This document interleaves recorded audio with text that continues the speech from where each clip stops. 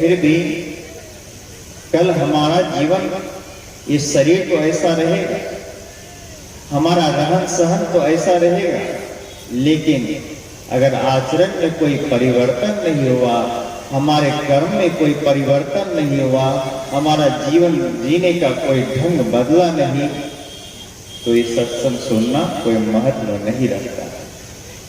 आज आपको अगर गोतनी गोतनी में झगड़ा है, कल भी आप उसी झगड़े में अगर जीते हैं, तो 3 दिनों से सत्संग सुनना कोई महत्व नहीं रखता है।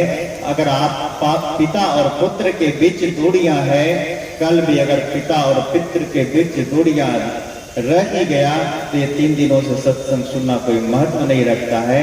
आपके पड़ोसी में अगर खाई है, पड़ोसी से कोई मन मुटाव है, पड़ोसी से कोई लड़ाई और झगड़ा है, कल भी अगर पड़ोसी के साथ वैसा ही आप जीते हैं, तो ये 3 दिनों से सत्संग सुनना कोई महत्व नहीं रखता है। महत्व तब है आज जिससे आप ईर्ष्या में जी रहे हैं, जिससे द्वेष में जी रहे हैं, जिससे आप मन मुटाव में जी रहे हैं, जिससे वैर विरोध में जी रहे हैं, वो वैर विरोध, वो मन मुटाव, वो ईर्ष्या द्वेष यहाँ से खत्म हो जाए और हमारे जीवन में प्रेम स्थापित हो जाए, हमारे जीवन में सामंजस्य स्थापित हो जाए।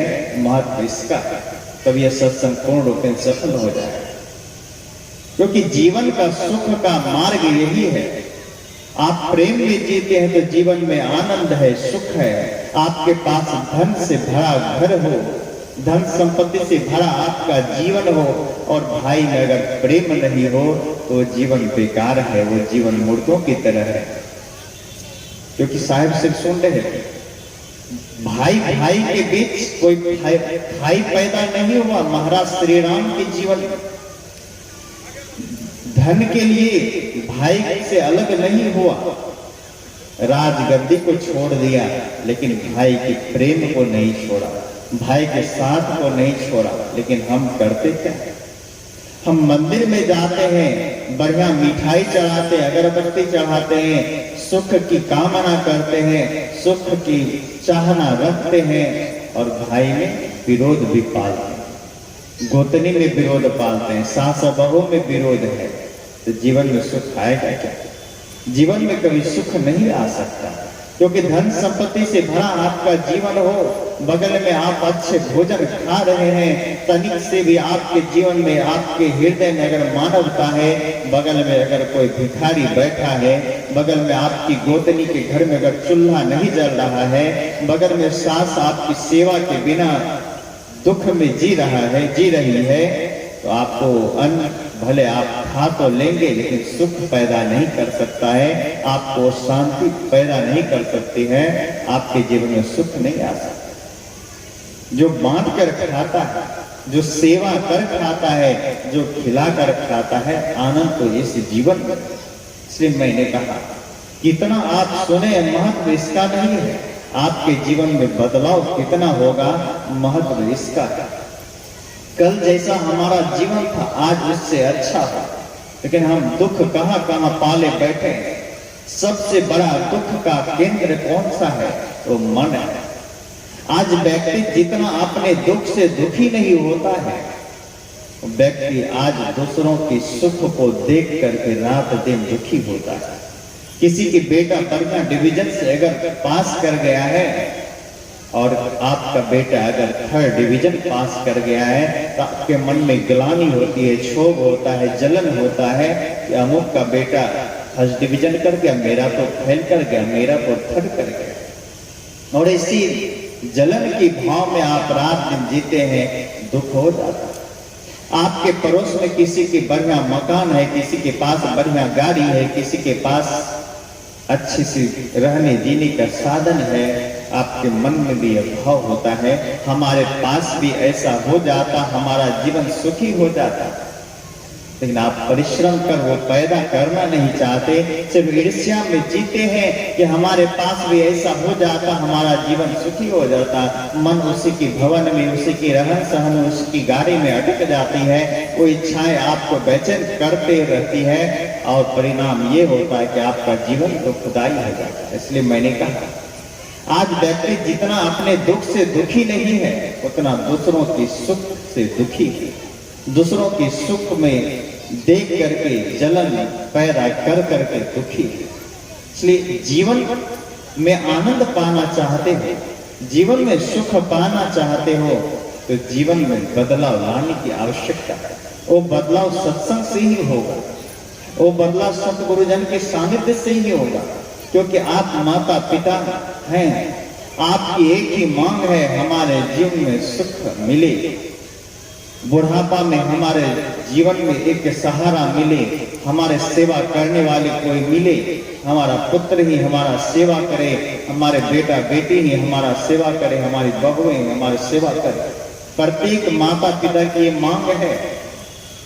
लेकिन वो संस्कार आप अपने बच्चों के अंदर नहीं डाल पाते हैं, बचपन से वो ज्ञान नहीं भर पाते हैं। आप अपने बच्चों को भगवान मंदिर में बताते हैं, आप अपने बच्चों को खुदा और गॉड ऊपर बताते हैं, माता पिता के लिए भगवान की शिक्षा नहीं देते हैं।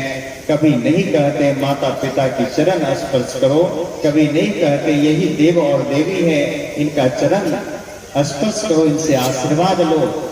ऐसा कभी अपने बच्चों को नहीं कहते हैं। बच्चे तो ये समझ लिया है कि भगवान मंदिर में है, माता पिता की सेवा नहीं भी करेंगे तो मेरा कुछ भी बिगड़ने वाला नहीं।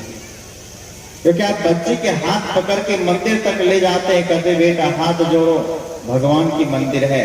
आप अपना परिचय नहीं कराते हैं कि माता पिता भी भगवान होते हैं, दादा दादी भी भगवान है, देव और देवी है। इनकी पूजा से ही सच्चे ज्ञान मिलते हैं, आशीर्वाद मिलते हैं, सच्ची पूजा यही है। ऐसा आप कभी ऐसा परिचय नहीं कराते। परिणाम ये होता है वो बच्चा भगवान को मंदिर में खोजता रहता है, पूजता रहता है, बुढ़ापे में आपका साथ छोड़ देता है, जब आपका जीवन घोर दुखदायी हो जाता है। इसलिए जरूरत है आज माता पिता को संभलने की, जरूरत है आज माता पिता को बदलने की। आज माता पिता सिर्फ अपने जीवन को बदल लें, अपने जीवन को संभाल लें, तो बच्चों का जीवन संभल जाएगा। बच्चों के जीवन में अगर आचरण आ गया, बच्चों के जीवन में ये संस्कार आ गया, तो आपका बुढ़ापा दुखदायी नहीं होगा। आज के माता पिता अपने बच्चों को सतगुरुजन का परिचय नहीं कराना चाहते। बहुत ऐसे माता पिता हैं, बच्चों को साधु के पास नहीं ले जाना चाहते, उसको डर लगता कि साधु न हो जाए। अभी मेरे आश्रम में 2-3 बच्चे हैं, एक बहुत छोटा है। उनकी पिताजी जब बच्चे को दे रहा था, ये 24 मार्च को, मैंने कहा देखो भाई किस उद्देश्य से दे रहे हो? कहा आप लोग के पास दे रहा हूं, जो हो जाए पढ़ा लिखा दीजिएगा, अच्छा संस्कार मिल जाएगा।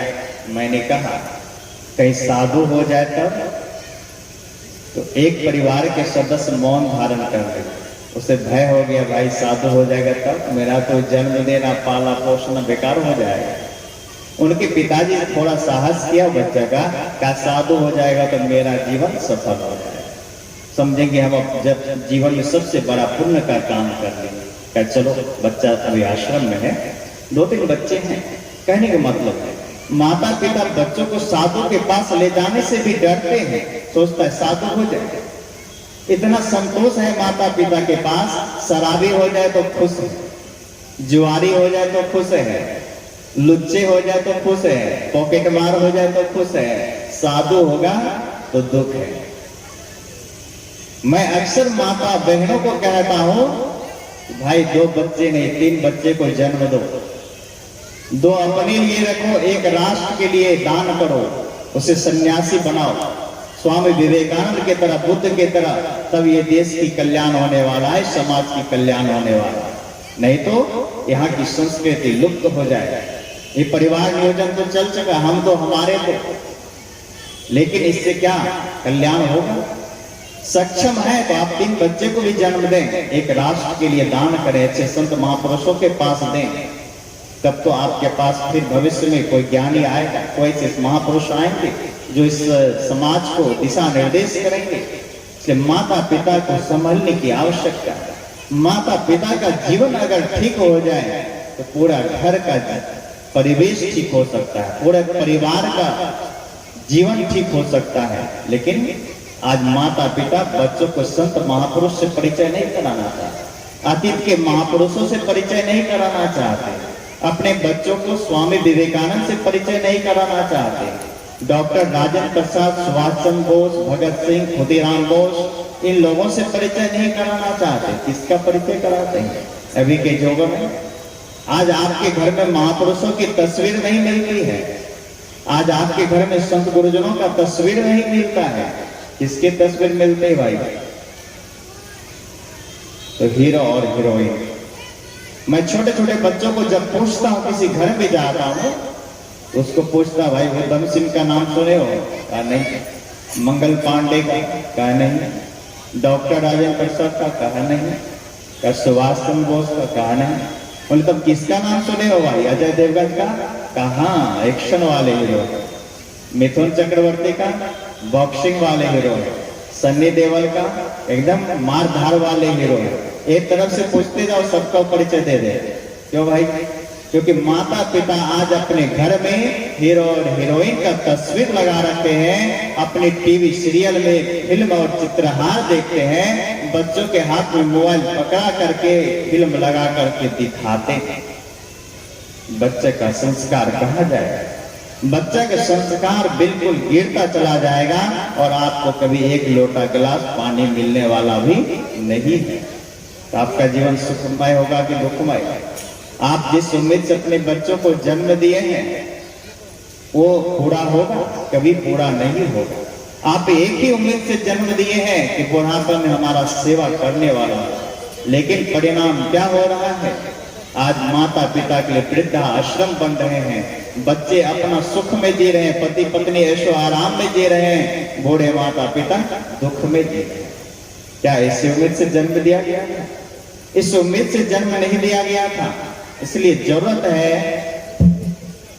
आज अपने आप को संभालने की, बदलने की।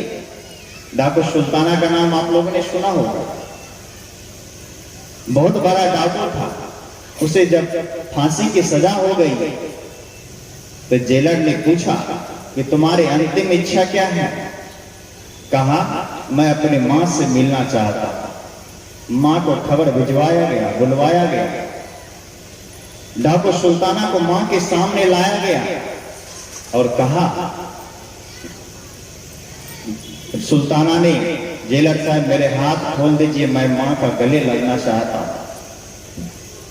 जेलर साहब ने सोचा कि अब तो इसकी फांसी होने वाली है, एक ही बेटा है, मां भी अकेली है, अब तो दोनों का रिश्ता विच्छेद होने वाला है, संबंध सदा के लिए खत्म हो जाने वाला है, गला मिलवा देता। डाकू सुल्ताना का हाथ खोल दिया गया और सुल्ताना मुस्कुराता हुआ अपनी मां की ओर बढ़ता है। मां के आंखों में आंसू है, मां के आंखों से आंसू धारा बह रही है कि मेरा बेटा आज फांसी पर झूलने जा रहा है, मरने जा रहा है। और सुल्ताना मुस्कुराता हुआ मां के पास आया। मां सोचती है बेटा मुझसे गले मिलने आ रहा है, गले लगने आ रहा है, लेकिन सुल्ताना ने जैसे मां के पास पहुंचा, झट से अपने दांत से मां की नाक को काट लिया। जेलर पकड़ा, कहा तुम फांसी पर झूलने जा रहे हो, तुम्हारी मौत निकट है और तुम फिर एक अपराध कर दिए, वो भी मां की नाक को काट लिया। क्या जेलर साहब मैंने कोई अपराध नहीं किया, मैं पुण्य का काम किया हूं। कहा कैसा पुण्य? कहा अगर ये मां मेरी बचपन में एक तमाचा मुझे लगा दी होती, एक थप्पड़ लगा दी होती, तो मैं डाकू नहीं होता, मैं आज फांसी पर झूलने के लिए नहीं जाता, आज फांसी पर लटकने के लिए नहीं जाता। ये मां ही मेरी है जो मुझे इस दिशा तक पहुंचाई, इस अवस्था तक पहुंचाई है।